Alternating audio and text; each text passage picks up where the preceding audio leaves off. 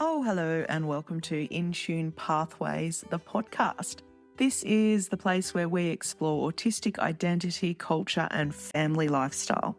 I'm your host, I'm Kristy Forbes. I'm a late identified autistic woman. I'm an educator, I have ADHD, and I am a PDA autistic. If you're not sure what PDA is, it stands for Pathological Demand Avoidance. Ooh, we'll get into that in future episodes.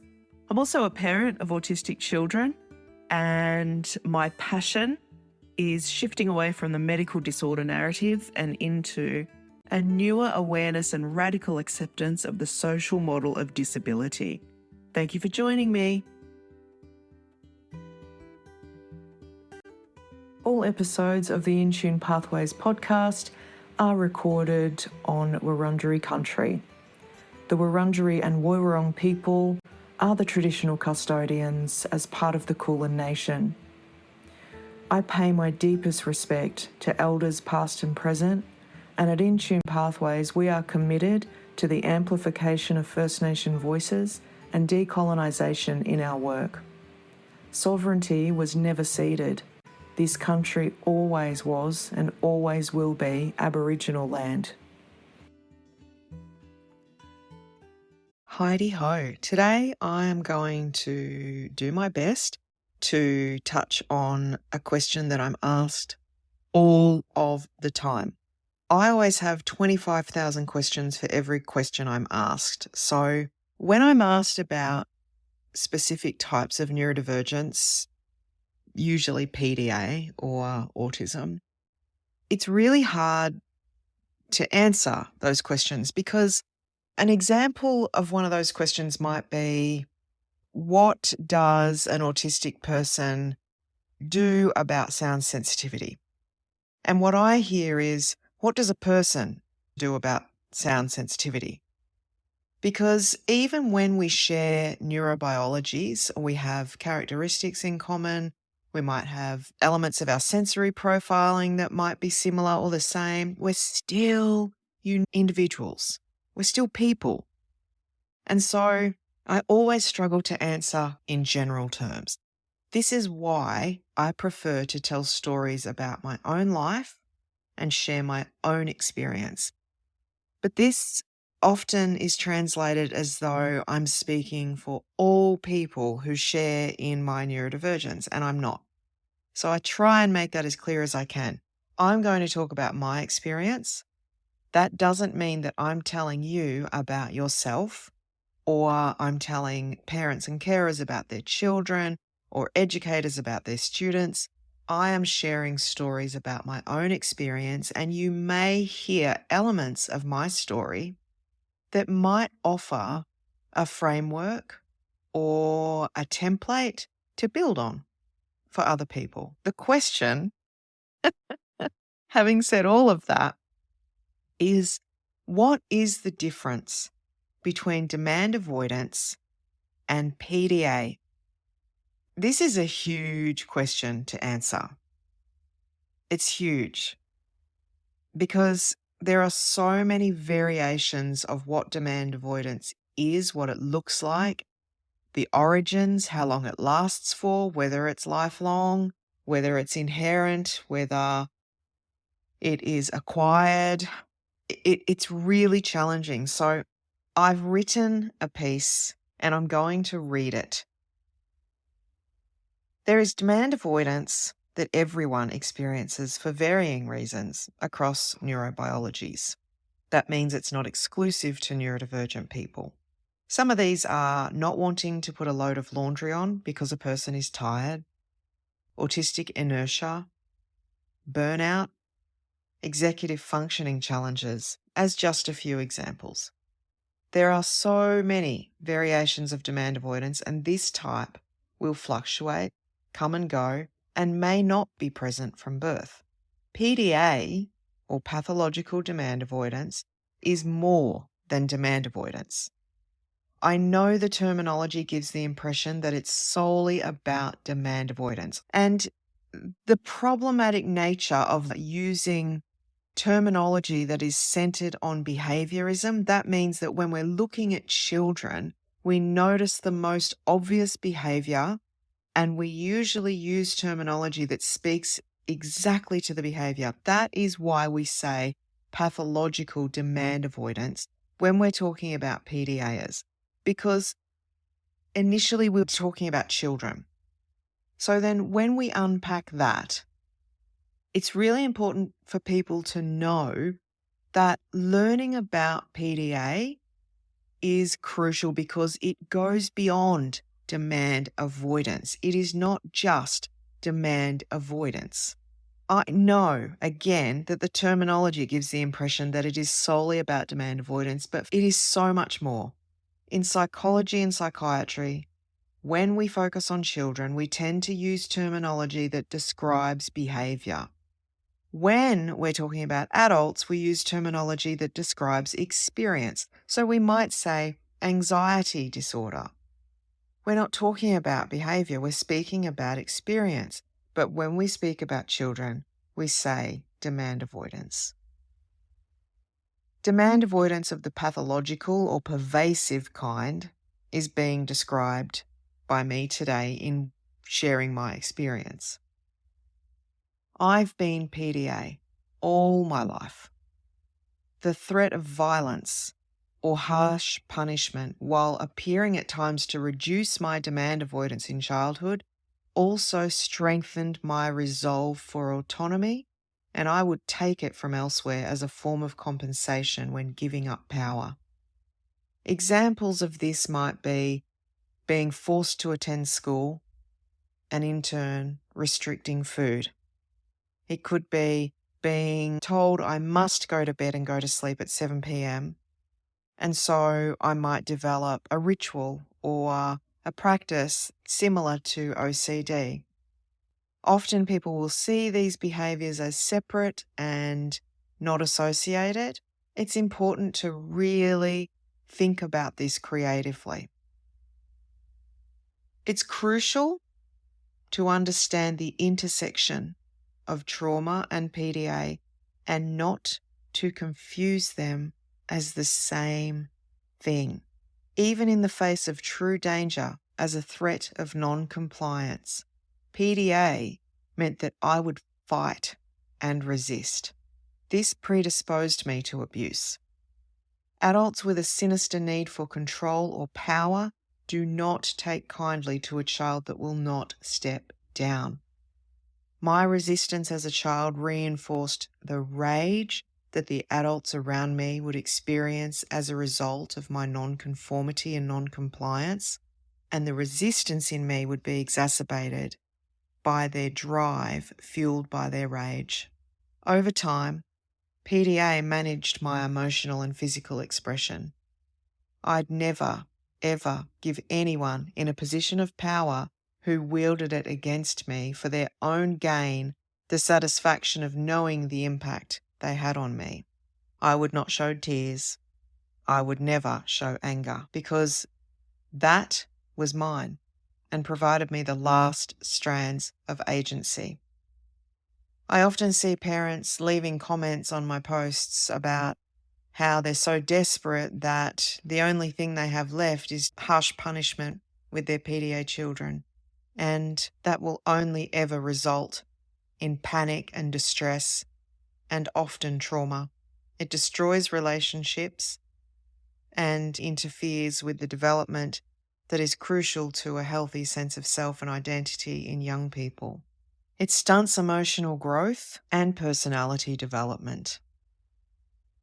My PDA is something that begins with me. It's inherent. It's not something I developed, or my memories span back to very early on, as young as 2, maybe even before. I do remember being in my cot in a bassinet and being handed a bottle.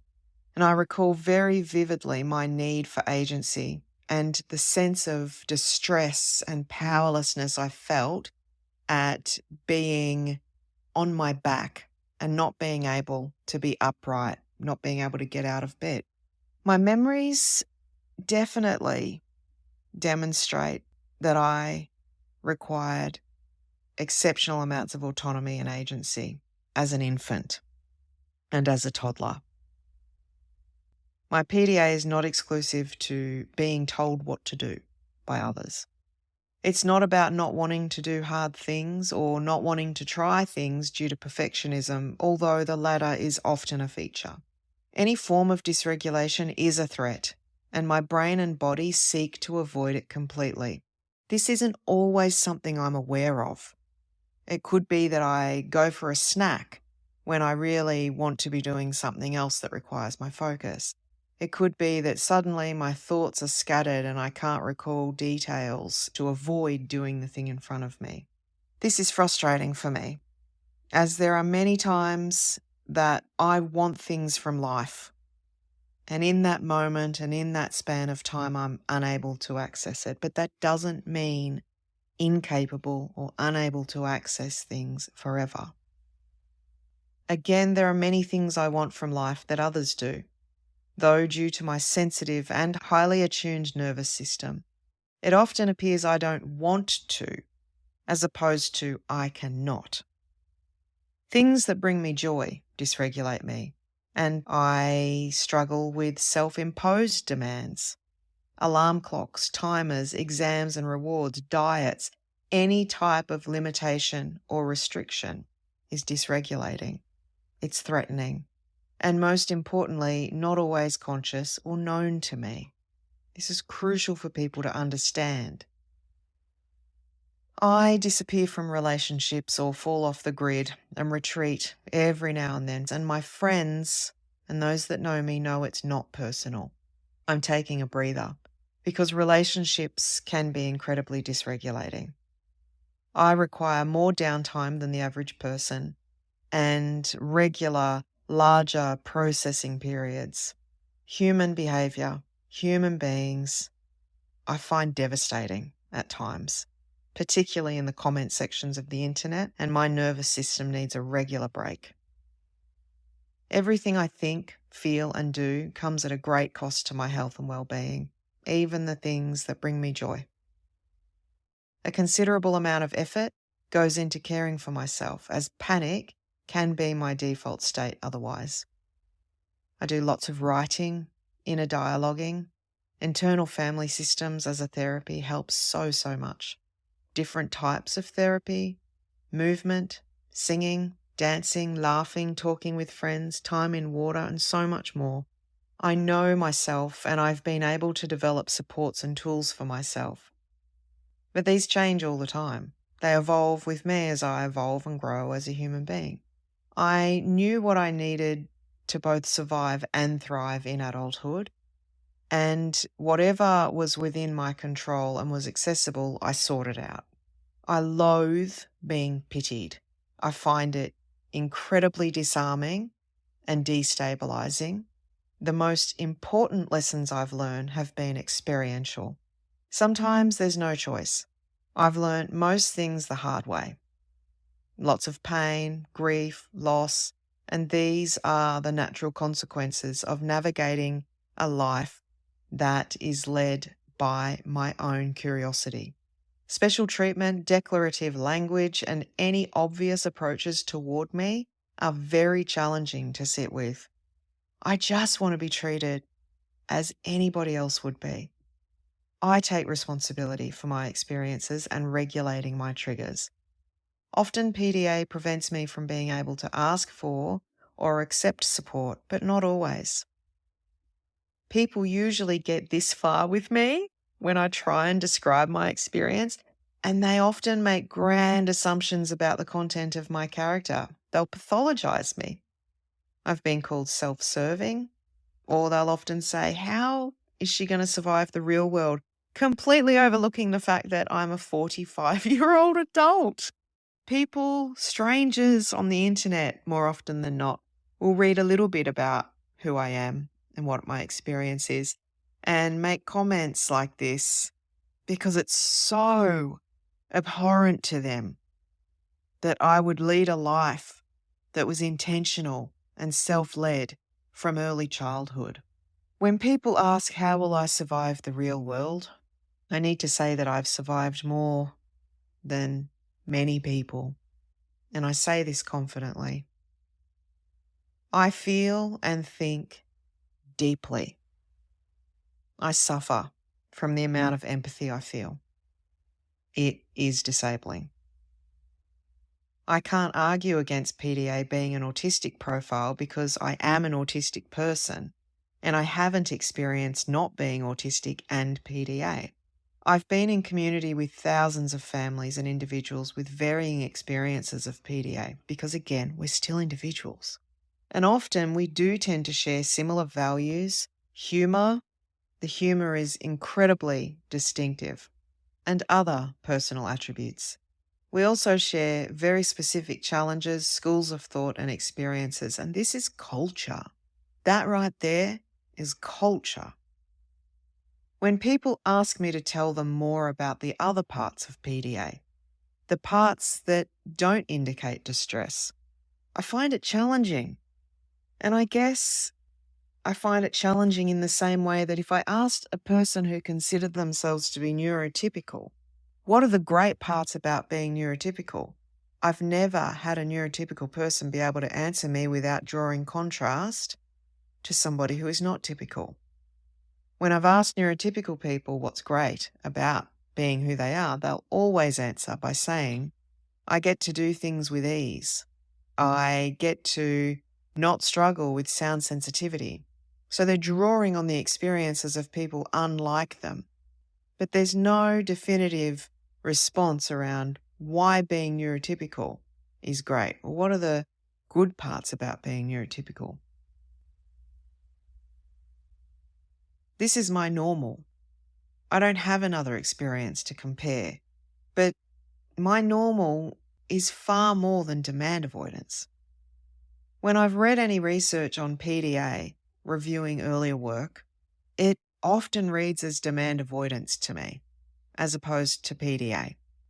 And so I can see how it's very quickly denied as an autistic profile and allocated to varying neurodivergent profiles. And I'm not here to argue about that, but I am here to say that most of the research I've read speaks to demand avoidance as a characteristics rather than PDA as a neurobiology. There are also many that will argue that their children are ADHD and PDA. I can't argue that because I'm ADHD too. And I've noted an overlap of autism and ADHD in many PDAs. Should it be a completely separate form of neurodivergence? Maybe, I don't know. There are many ADHDers who are also unidentified autistics. We've come a long way, but we've got a long way to go in understanding neurodivergence. I see people speak about PDA as a trauma response. Avoidance and avoidant behaviours definitely can be trauma responses. Demand avoidance can be an outcome of trauma. But PDA is not trauma. It's not the outcome of trauma. It co-occurs, of course. A lifetime of not being believed, being misunderstood and accused of laziness, selfishness, lying can have that impact on a person when it begins in early childhood. Of course, there's often going to be co-occurring trauma. I didn't learn about PDA on the internet or in a book. The first time I'd heard of it was on a TV program with Libby Hill and other professionals, and a young boy was identified as PDA. I was watching on and I recognised that he was autistic. It's kind of like a radar in the same way that those in the LGBTQIA+ community talk about gaydar. Autistic people have this too. Many forms of identity and culture have a radar for one another. We speak the same language of the heart. We don't know each other because we see disorder. I saw this boy and I recognised that he was autistic. But then I watched these professionals speak about him as they identified him as PDA, pathologically demand avoidant. I balked. I laughed. And I said aloud to my husband, that boy's just like me, but a little bit different. I had to internalise a lot of what he's showing as a child or find other ways to let it out. But I didn't believe PDA was a thing because of my internalised ableism. On seeing a psychologist for one of my children during an autism assessment, the psychologist pulled me aside and asked if I'd heard of PDA. I said I had. She said I might like to look into it. I said I had and didn't think it fit my child at all. She said she wasn't talking about my child. The truth is, there's so much we don't know. There is so much about human experience that we don't know. But I do know who I am and how my neurobiology operates. I'm always learning. I'm always changing and growing. Whether I have an autistic profile of PDA, or I'm a PDA, or I have PDA, I know who I am. PDA is not the same as demand avoidance. It is pervasive and exists always. I work harder than hard to regulate because everything is dysregulating. Relationships are hard because people are dysregulating. Individuals and families want and need support. That is what matters most. Ultimately, anything I share that helps me as a PDA, I believe, is good for any human, not just neurodivergent people, not just PDAs, but it's about the individual. I don't do generic frameworks, and I advocate for responsive care for individuals. What works for me may not work for you. What low demand is for me may be chaos for you. PDA can be rough. It can be exceptionally rough in childhood. It's rough across the lifespan for many of us, of course. But childhood is when we have the most limited means of understanding and communicating our internal experiences. And it's also when we have the least agency. A lack of agency, a compromised autonomy, feels like a death sentence for a PDA. We'll often notice PDA children will gravitate toward darker themes, characters on television, the villain as opposed to the hero. But what would you gravitate towards if the internalized experience you had wasn't offered as a framework in any other person around you, and every way that you showed up was pathologized, dominated, and corrected? Adults often expect mindless compliance as a result of behaviorism, and so behaviour is often obvious and exacerbated. I want to learn for myself. I want to follow where my curiosity takes me. I don't do well being taught, and it has nothing to do with authority or resistance to it. I do recognise social hierarchies. I just don't operate that way. I do respect social hierarchies because I respect other people. I'm just inclined to respect others based on who they are, how they show up, how they treat others, how they treat themselves, how they carry and use the power that they have, rather than the fact that they have it. My work ethic, it's divergent. While PDA has an impact on my work, it can prevent me from showing up. I can be overcome with anxiety, and this isn't all the time. And I have tools and practices to support me through this. I have a business that works, and it works because of who I am inherently. Honest, genuine. How I treat others really matters. I truly care for and know my clients. And this is because of my PDA and never ever despite it. As a young person, there were periods I was situationally mute, with more of a freeze presentation. Tears often in place of anger, quick to shut down. And there were periods of a fight presentation which landed me in all kinds of trouble. The juvenile court system is one example. The point is, it can change. There isn't just one typical presentation of PDA. People know my story or parts of it. It isn't pretty, but I'm here to tell it, and that is a miracle. It's a testament to my determination, and my determination is a direct result of PDA. That fight, that spirit, that strong spirit, that resistance. I am living the life that I need and want. I'm university educated, and that came with a hefty price, financially, energetically, time-wise. I'm estranged from my family, a painful, isolating, hollow, difficult, and healthy decision. I mother my children in ways that see, hear, and know them so that they never wonder if they're valued and loved, and I vehemently oppose disorder narratives. I don't ever want to be above or below anyone else. I want to be in community, in equity. People ask what a healthy PDA looks like. If what we've come to understand as PDA is a distressed experience, my youngest is a classic example for me. They are regulated, kind, thoughtful, funny, so funny, and generous. They're gifted in their thinking and processing, highly creative and hilarious.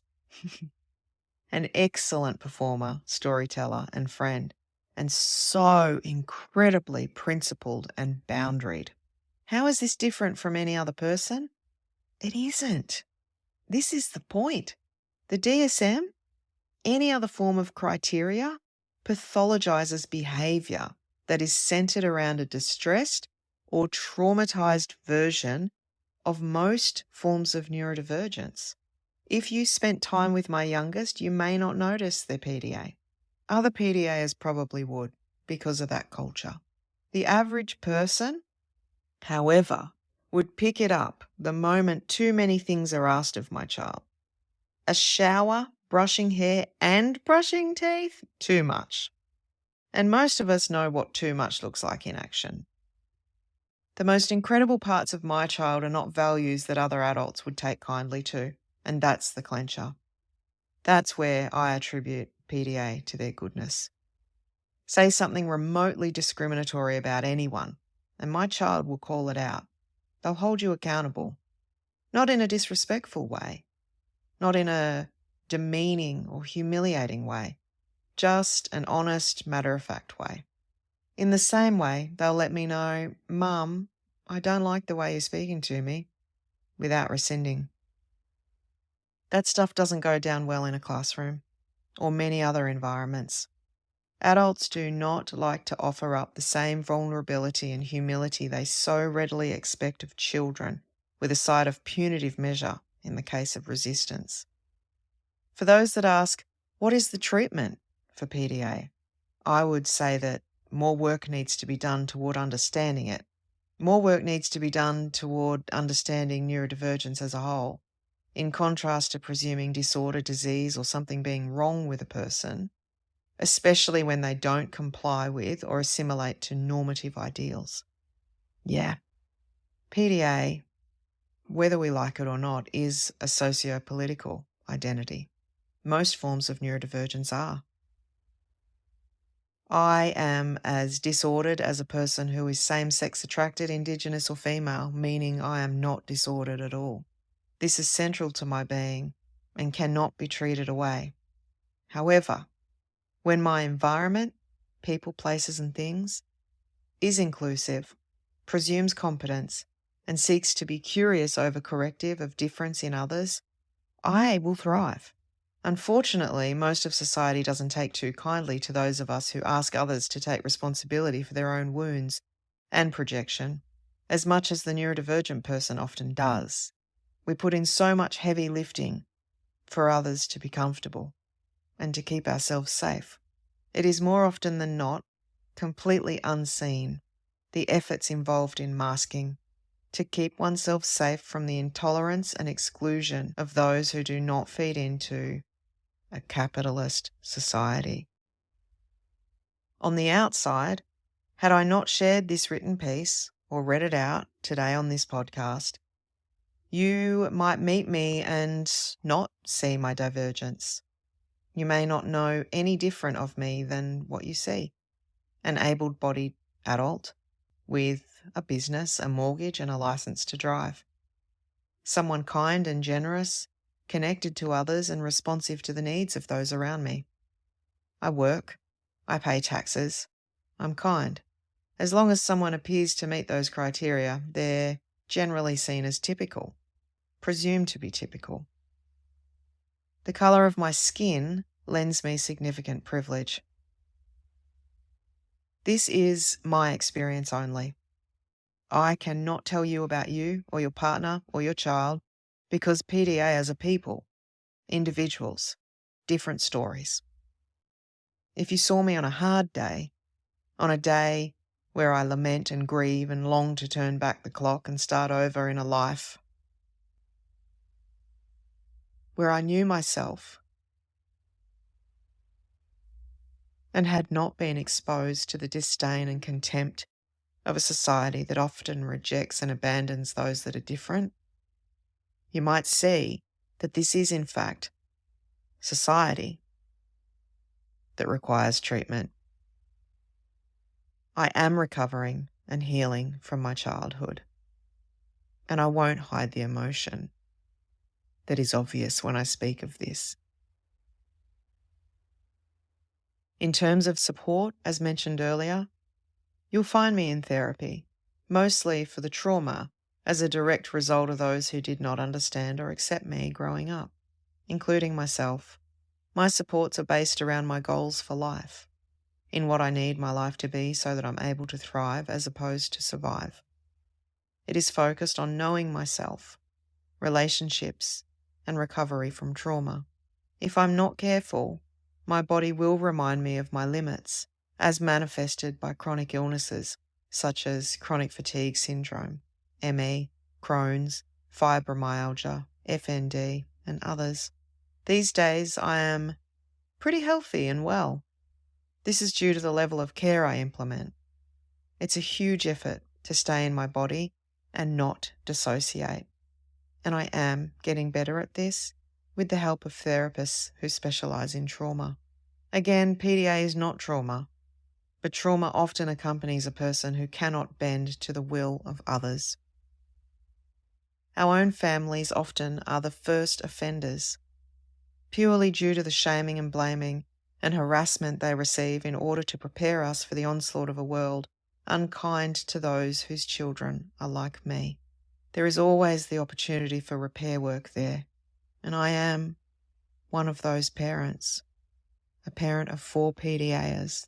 It took me a long time to understand.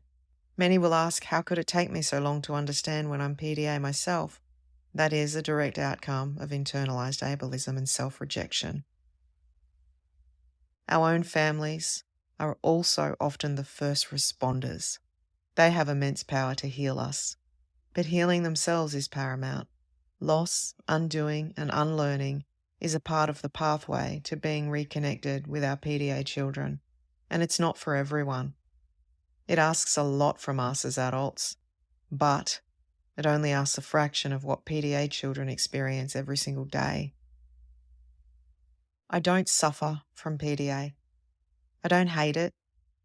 I don't wish I wasn't a PDAer. I wouldn't be who I am without it. And I like who I am. My resistance is more often than not a healthy and rational response to a world embedded in insanity that instead projects the notion of insanity onto those who diverge from perceived normativity. I live with intention. I live with integrity. I think it's really important before rushing to ask ourselves, is my child a PDAer? Whether their experience actually might be age-appropriate childhood development. And I say this not to offend or re-injure those of our families who have tried everything only for it to not only fail but potentially exacerbate our children's behaviour where they are PDAs.